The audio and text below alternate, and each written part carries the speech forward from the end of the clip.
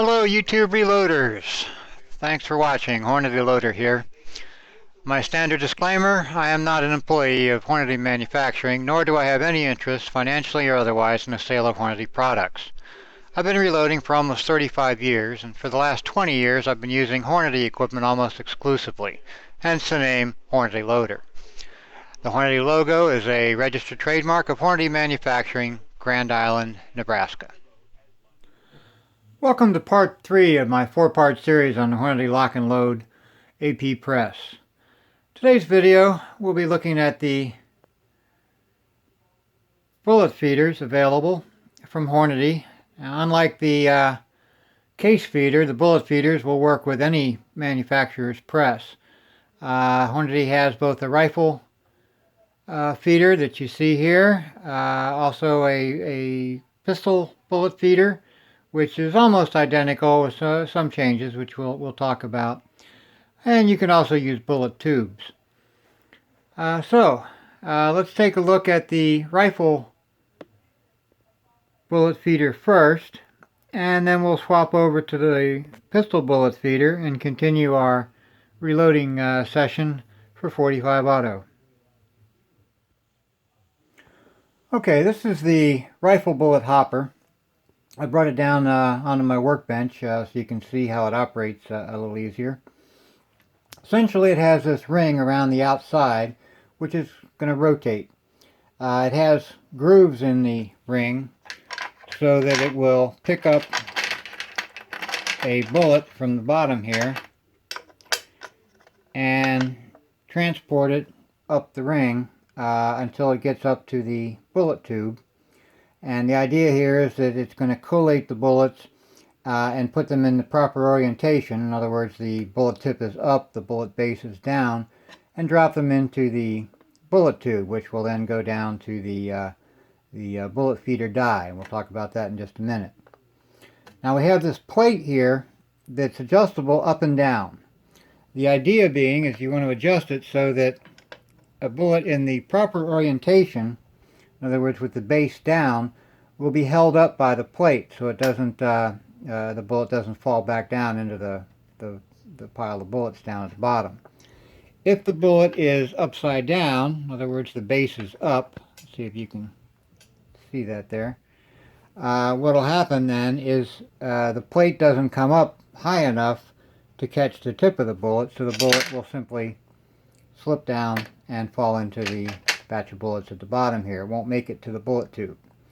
So that's how it makes sure that only bullets in the proper orientation go into the bullet tube.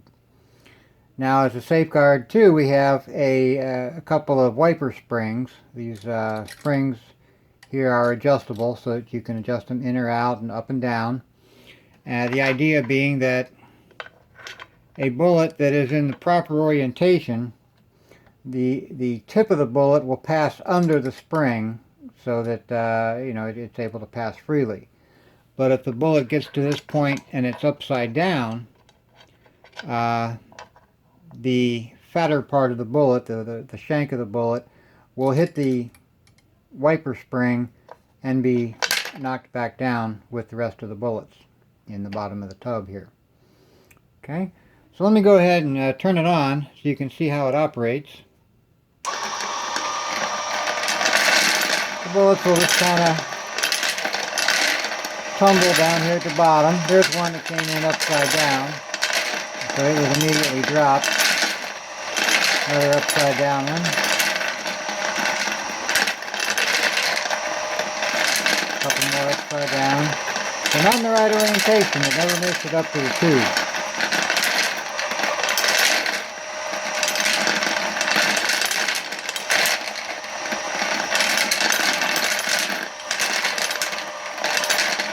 See the upside down ones are falling. Here's one in the right orientation. It makes it all the way to the tube and goes right up to the right into the bullet feeder.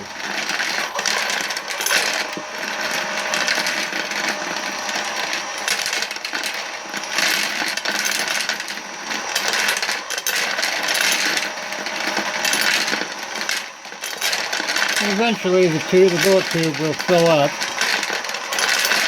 And the cutoff switch, which we'll talk about here in a minute, will shut the bullet feeder down.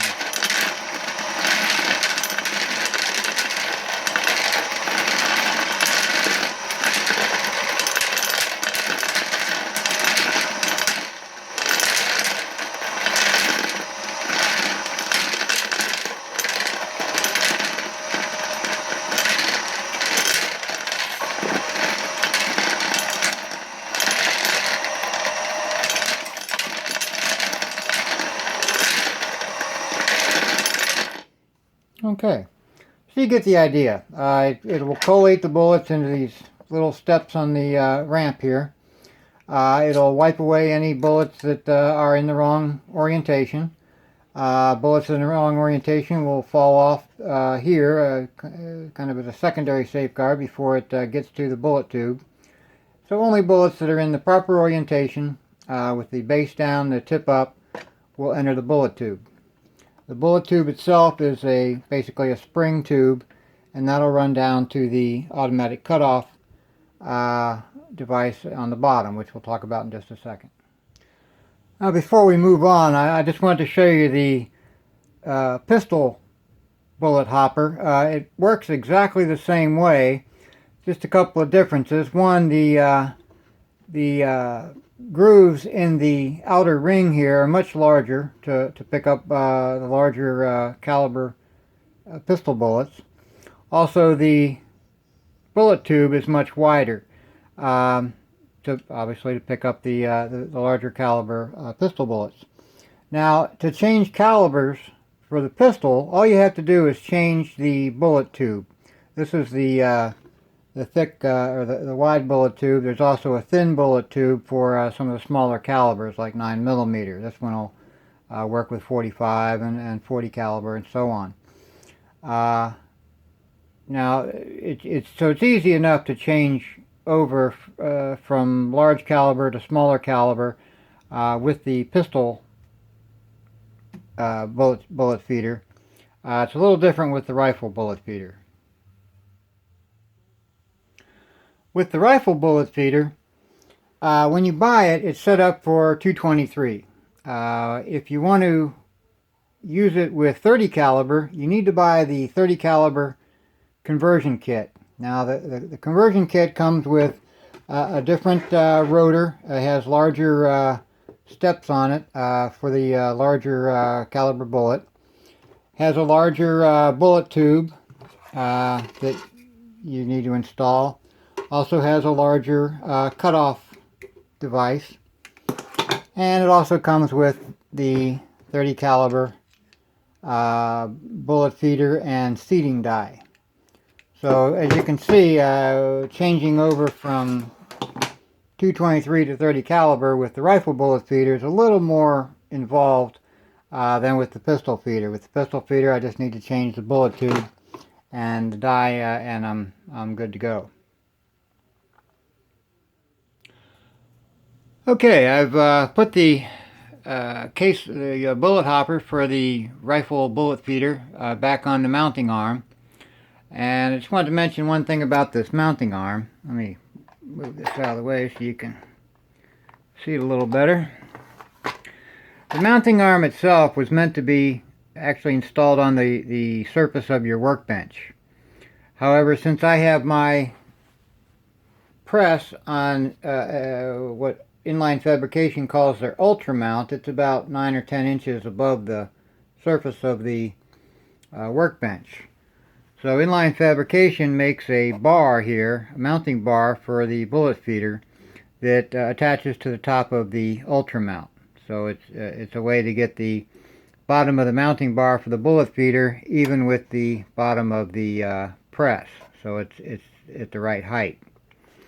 Now, this arm itself, the one that comes with the bullet feeder, is adjustable. You can see the bolts here and the slide here where you can adjust the whole assembly up and down. The pistol bullet feeder comes with an arm. It's basically the same size arm. The difference is the arm for the bullet feeder is not adjustable. It's just one one big piece. So if you have both the pistol feeder and the rifle bullet feeder, you'll want to use the arm from the rifle bullet feeder. The angle of the top here is exactly the same on both, and you can adjust the height. So when you're using the pistol bullet feeder, you can adjust the height to be the same as the original arm for the pistol bullet feeder, or you can adjust it up a little bit for the rifle feeder. Now we talked about how the bullet hopper collates the bullets and drops them down into the tube here. Well, the tube comes down and it goes through this cutoff device. There's a switch inside here.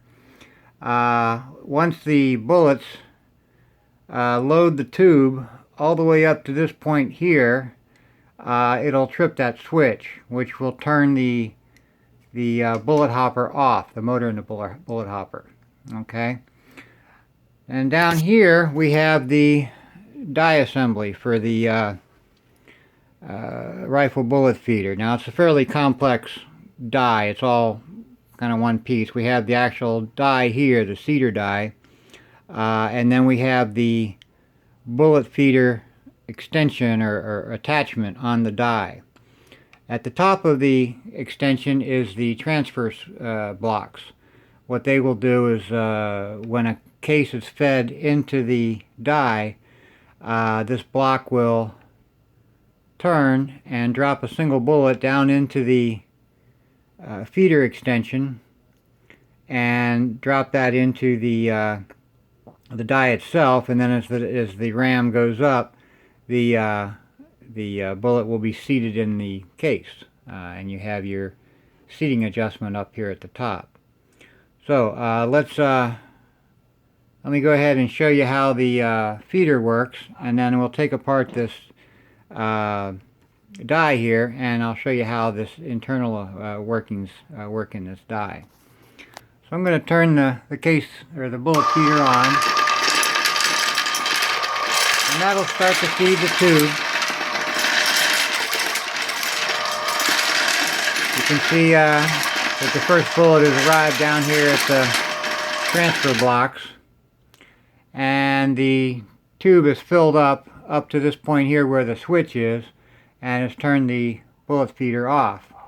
Then as the case comes up into the die, this transfer block will pop over and drop a single bullet into the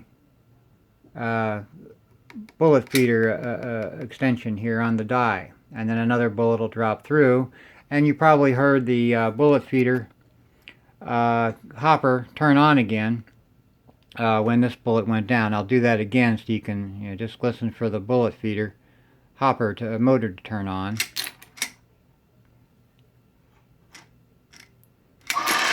There it goes. So it makes sure that this part of the bullet tube is always full of bullets, ready to be dropped into the die and seated into the case. Okay, let's take a closer look at this bullet feeder die. On the left here you see the bullet feeder extension to the die. At the top we have the adapter that the bullet tube comes down into. Just below that we have the transfer block that'll transfer one bullet at a time into the bullet feeder extension, and then that'll feed the bullet into the die on the left here, which will seat the die in the case, and as the case goes up it'll seat the bullet into the case. And this is the adjustment up here on the top, so you can adjust the depth of the bullet. Basically all you do is to take it apart, you loosen the lock knob here, and the two pieces come apart. Now the bullet extension here has a little ramp on it with a spring, and this arm at the top of the ramp, when a bullet, put the spring back in, when a case comes into the die here, it pushes this up, which then activates the transfer block. You see how the transfer block moves there. Then the transfer block will drop a bullet down into the bullet feeder and hit this ramp. Okay, and that ramp will drop the bullet down over into the seeder die. Now in the seeder die, the seating stem in here is actually loose. It kind of swings back and forth. So as the bullet comes down, it'll swing back away from the bullet, so the bullet can get down into the case. And then as it clears the seating stem comes back to center, and then as the case with the bullet now in the neck comes up, it pushes the seating stem, then pushes the bullet down into the case and seats the bullet. So it's unlike any other kind of die you probably dealt with before, because of the ramp and the movable seating stem. Typically they're not movable, they sit in one position.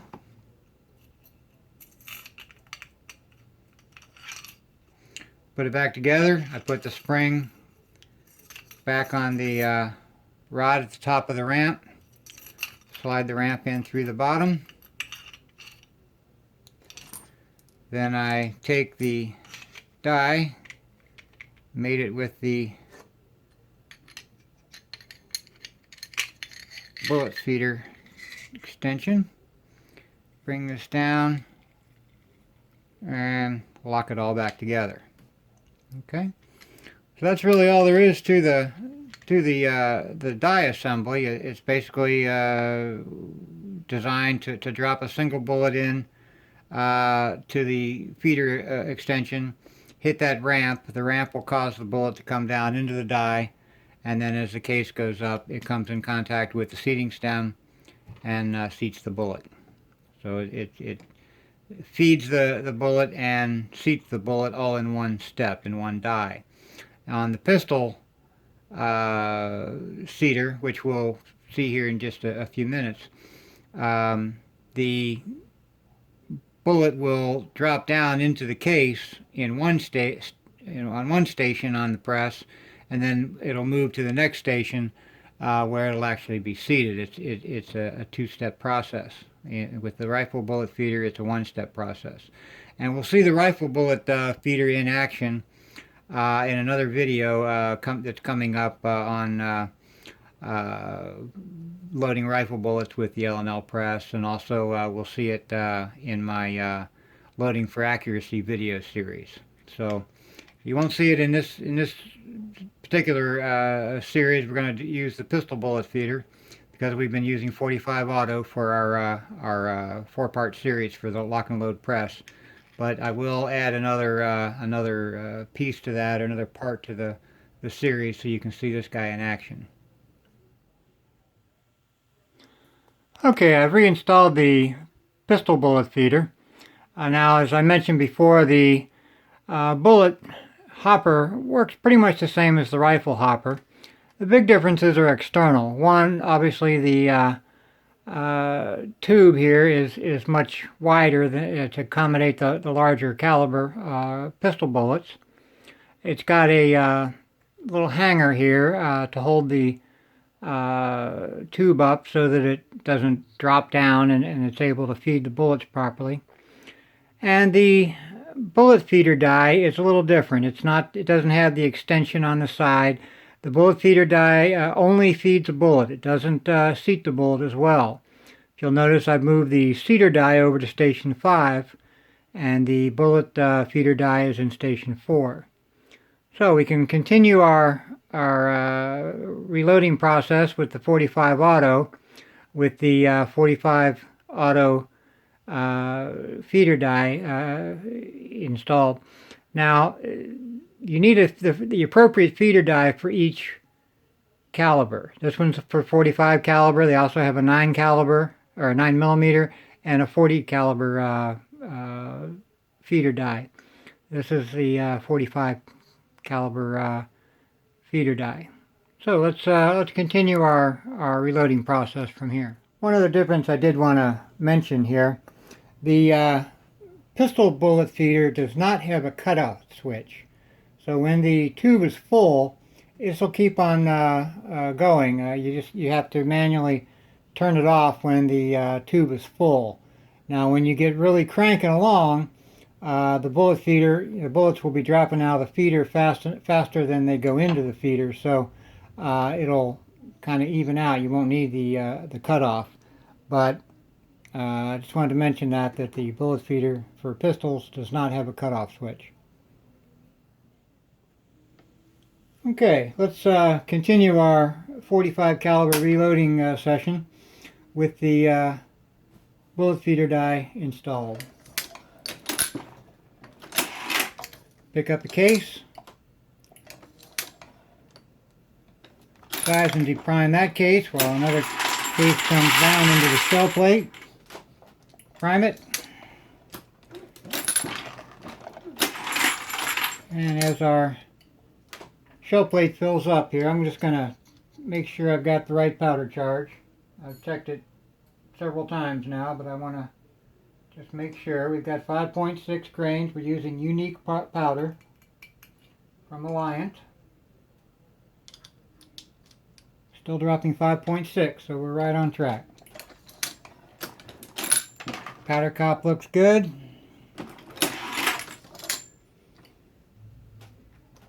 I'm going through the process. Now here's where things change a little bit with the bullet feeder. Notice this case has no bullet in it. Goes into the bullet feeder and comes down with a bullet inserted into the neck of the case.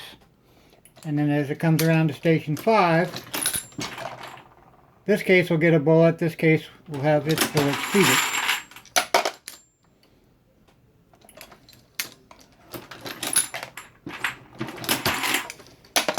Well, basically I'm able to reload without having to put a new case in the shell plate and without having to add a new bullet.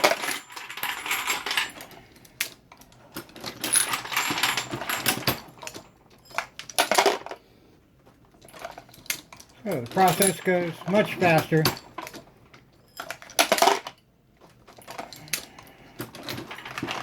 with both the case feeder and the bullet feeder installed. Now I'm going to go ahead and turn on the bullet feeder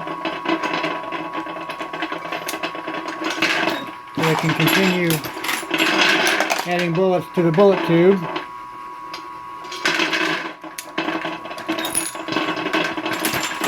Like we missed a couple cases there, which is alright.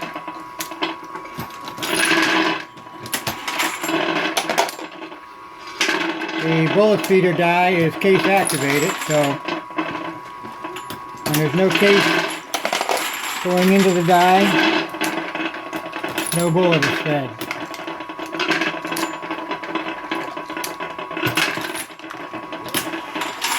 And you can see the process goes quite smoothly.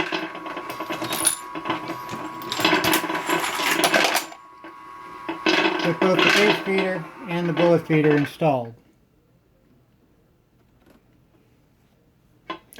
And that's basically how the bullet feeders work. Like I said, in another video we'll be using the rifle bullet feeder to do 223.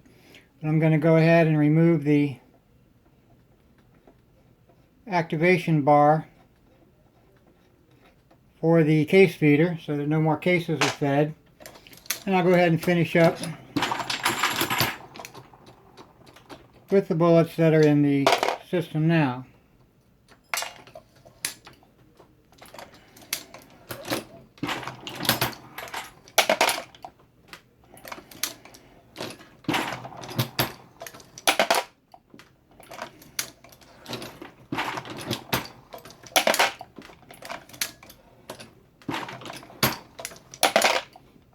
And there you have it.